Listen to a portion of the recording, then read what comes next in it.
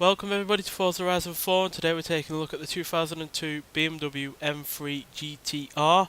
Now this was part of the E46 generation, and it's basically a road-going version of the successful racing car that won the 2001 GT title in the American Le Mans series. And yeah, it's basically a racing version for the road, really, in a lot of ways. The only big difference is that this has a fair bit of power less than the racing version, but outside of that, it's got plenty of the features that are on the racing vehicle. They include a 6-speed manual gearbox, a variable locking M differential. The roof, rear wing, front and rear bumpers are all made of carbon fibre reinforced plastic, plus it removes the rear seats. The front seats are a lot lighter, as you can see. They don't look very comfortable at all, but they do reduce the weight. And yeah, some of the the comfort equipment has been removed as well. So yeah, very lightweight in comparison to standard M3 from the E46 generation. So much so that it weighs 319 pounds less than the 2005 version that we also have on this game. So yeah, that is quite a lot of weight less, and yeah, that's also considering the fact that this has a much more powerful engine.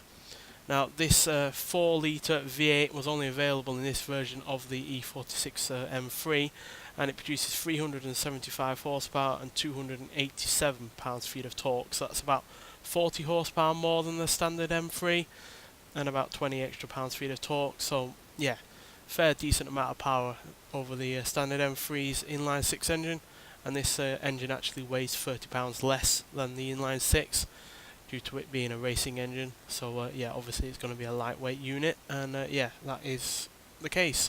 Keeps the 50-50 weight distribution of the standard M3, which means that along with the extra weight, the lack of weight and the extra power, it's just as good in terms of dynamics in terms of that regard. And yeah, obviously it's got extras as well outside of the things I've already talked about. You've got vents on the front there, and yeah, you've got very little in the way of actual practicality. So not only do you not have any rear seats, but you have no boot either, because you've got, I think this looks like a long range fuel tank, but I'll probably be wrong on that. But either way, it's hardly going to give you extra boot space. So yeah, if you're looking for a practical but fun sports car, then this isn't it. You'd go for the standard M3. But then again, you're likely to never see one of these cars, as only 6 of them that were made.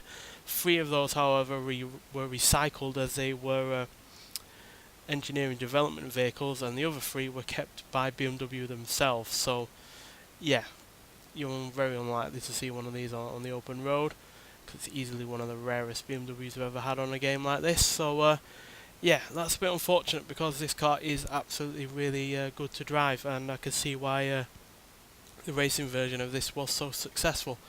It's just a shame really that the regulations changed, so this car really died as quickly as it came about, which is why there's so few road going versions of the car. There were initially supposed to be 10, but as soon as the car wasn't allowed to race anymore, they stopped making them. So yeah, even though there were only going to be 10, that would have been a lot better than just the 6 that we got, and then again, only 3 of them survived. So it's a big shame, because it is a really, really fantastic car, and it does show what BMW could do in the early 2000s. And yeah, it's even better than the CSL, which was obviously made in far bigger numbers, but even that only had about 1400 made. But it's far better than that, as the engine in this is really magnificent. So yeah, to see how magnificent, we're going to get out onto the open road and see just what it can do. So yeah, this has easily one of the best sounding V8s on the game. It's such a high revving unit. And I know the next M3 after this would also have a high revving V8, but that would be in a much heavier car than this. And yeah, a car that, for my money, doesn't quite handle as good as this either, because this obviously has gone in the pursuit of lack of weight over everything else. So yeah, practicality really isn't a thing, comfort really isn't a thing, but at the end of the day, you've got a really cracking sports car. And yeah, that handles really rather well as well.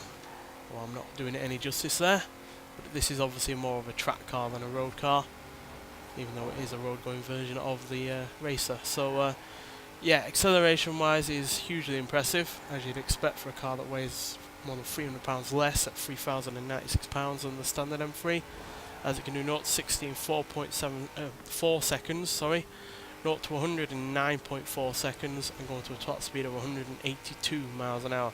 Now granted, that's only 0.7 of a second quicker than the standard M3, but it's about, you know, it's 2.2 seconds quicker to 100, which is really rather good, and about 6 mile an hour quicker on the top end. Well, top end speed really isn't the main aim of this car. It's more about handling and how quickly you can go around corners due to that really good handling, and this, yeah, is really nailed down in terms of handling and general acceleration. But as you can see, no slouch in terms of high end speed, despite having less than 400 horsepower, but as you can see, not harming it whatsoever.